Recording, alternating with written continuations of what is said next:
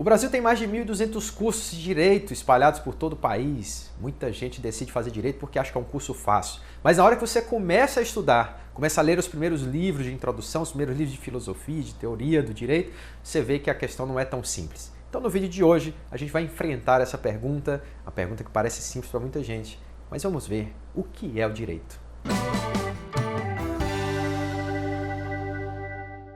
A primeira obra de introdução ao direito que a gente tem conhecimento foi escrita por Gaius em 161 d.C. Essa obra fez muito sucesso entre os jovens da época porque ele conseguia, de uma forma bem abrangente e simplificada, mostrar como é que o direito funcionava ali em Roma. Ele conseguiu demonstrar como é que os direitos das pessoas, das coisas, das ações realmente eram regulamentadas pelo governo da época. Ao contrário da Grécia Antiga, onde o direito era uma tentativa de se vincular às decisões do Estado a um conceito abstrato de justiça, Roma não. Roma estava mais preocupada com a aplicação prática das ordens do governo.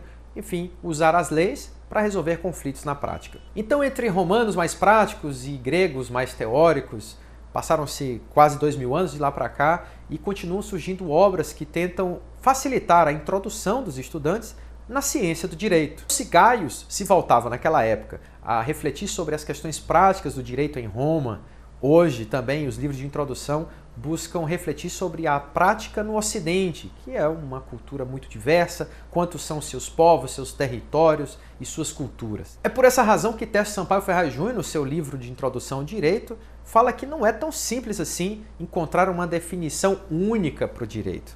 Uma primeira dificuldade vem da própria língua. A palavra latina ius foi sendo substituída ao longo do tempo pela palavra rectum, de onde vem o alemão rest e o inglês right, e também aos poucos foi se transformando em derectum no latim e de onde derivou direito, derecho, direito, droit. Vocês estão tensos ou só sou eu? E é assim que a gente conhece o direito desde o século IX, como um conjunto de normas gerais de uma sociedade, um ordenamento jurídico. No português, por exemplo, a palavra direito abriga hoje tanto o sentido de ius, que tem uma carga moral de justiça, quanto o sentido de rectum, que tem a ver com a retidão alcançada pela decisão judicial. A própria representação simbólica do Poder Judiciário brasileiro, que está lá numa escultura em plena Praça dos Três Poderes em Brasília, ela une essas duas imagens da mitologia grega e romana, a deusa Diké, a deusa Justícia, né, com a representação de uma mulher, com uma espada, olhos vendados, enfim. Ali, claro, tem toda a grandeza da criatividade artística do Alfredo Seschiatti, né, que uniu todos os elementos em uma imagem só. Outro dia mesmo eu estava dando uma aula explicando essa história toda e aí uma aluna me interrompeu e disse: professor, tá bom o negócio aí, mas o senhor pode me falar de uma forma mais simplificada, assim, o que é mesmo direito? Fala mais simples. Nessa hora eu parei um pouco, tentei ali me situar diante daquela pergunta constrangedora e eu disse: caramba, eu estou sendo muito complexo, mas espera aí. Me lembrei agora de uma história, eu vou te contar, que é muito difundida aí entre os colegas advogados. O cliente encontra seu advogado na fila do supermercado e começa a contar um problema que ele teve lá na empresa e fala enquanto chega a vez dele no caixa e aí pergunta qual é a solução para o advogado. Como é que eu posso resolver isso?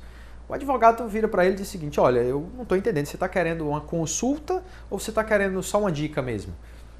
Aí o cliente ficou agora confuso e disse assim: bem, mas eu não sei, qual a diferença entre uma dica e uma consulta? Ele disse: porque a dica ela é gratuita, é rápida e eu posso te dar aqui mesmo. A consulta não. Você vai ter que ir lá no meu escritório, vou te servir um café, ela é bem mais demorada, mais aprofundada e aí eu vou ter que te cobrar um valor. O cliente, claro, sabido, perguntou logo, disse: não, pode dar a dica mesmo, não tem problema não. Aí o advogado responde que a dica é: meu amigo, para esse problema que você acabou de falar aí, você vai precisar de uma consulta.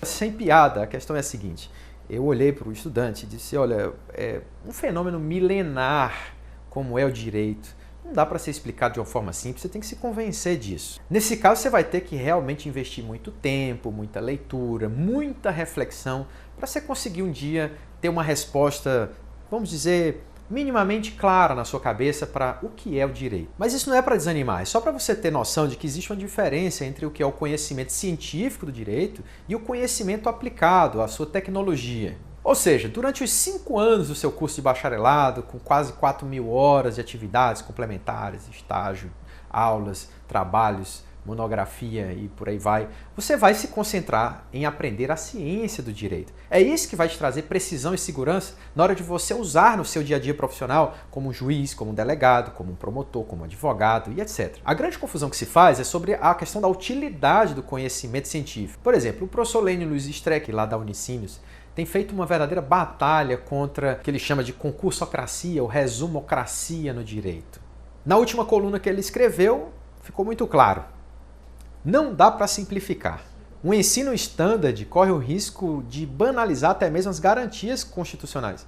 Veja-se, se as garantias se transformam em macete, como diz o mascarado, esse macete é mole, esquece ferraiole, o segundo passo é ignorá-las. Então, voltando à questão da utilidade, o conhecimento científico e a filosofia, eles não são úteis. Isso no sentido de que não é um conhecimento que vai me trazer resultados materiais imediatos. Por exemplo, conhecimento sobre como redigir uma petição. Aliás, o direito tem sim uma parte prática no seu conhecimento. O Terço Sampaio Ferraz Júnior fala, por exemplo, que o direito, na parte dogmática, cumpre funções típicas de uma tecnologia. O direito sempre foi um saber prático desde a antiguidade, isso porque ele é voltado para resolver conflitos. Então é claro que o direito pode ser usado de uma forma útil.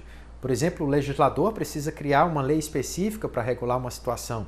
O juiz precisa decidir casos concretos muito específicos e para isso ele vai usar algumas teorias científicas para chegar à sua conclusão. Portanto, o que sustenta o direito na sua função de vincular o comportamento social é o seu saber científico. O saber prático e tecnológico ele vai ser usado no dia a dia profissional, mas ele vai ser tanto mais adequado e preciso quanto mais fundamentado ele estiver nas teorias científicas do direito. Então, para você que está chegando agora no mundo do direito, é claro que existe uma forma de você conhecer o direito prático, tecnológico e com uma certa segurança científica. Uma definição simples, por exemplo, do direito aqui no Brasil é a seguinte: é o conjunto de normas aprovadas pelo Estado, seguindo os parâmetros definidos na Constituição de 88 e que são obrigatórias para todos. É um conjunto de normas, porque tanto tem norma de ordem constitucional, normas infraconstitucionais, normas ordinárias, complementares, leis delegadas, decretos, resoluções, portarias, ou seja, são vários tipos, várias espécies de normas que são emitidas por parlamento, pelo Poder Executivo, até pelo Poder Judiciário. E isso tudo tem que estar de acordo com a Constituição Federal, que é a norma máxima emitida pelo nosso Poder Constituinte originário e Poder Constituinte derivado. E por fim, o direito é obrigatório. Esse é o diferencial do direito em relação às outras normas, como a norma moral, a norma religiosa, a norma familiar. Ou seja, se você não quer cumprir uma norma jurídica, o Estado tem mecanismos de te forçar a cumprir ou te punir por descumprir a determinação que está no direito. Agora é a hora de você fazer suas leituras. Eu vou deixar aqui abaixo nos comentários o link para os artigos do professor Lênio Streck, o link para o vídeo do Mascarado e as recomendações para a introdução ao estudo do direito, que você vai ter agora muito mais segurança para conhecer a ciência do direito e a tecnologia do direito com muito mais tranquilidade. Então esse foi o vídeo de hoje. Se você está chegando agora aqui no Sejure, se inscreva logo no nosso canal, curte aí para poder a gente saber se você gostou, comenta se você ainda tem dúvidas e outros vídeos que você quer que a gente faça sobre o mundo do direito. Um abraço e até o próximo vídeo aqui no Sejure.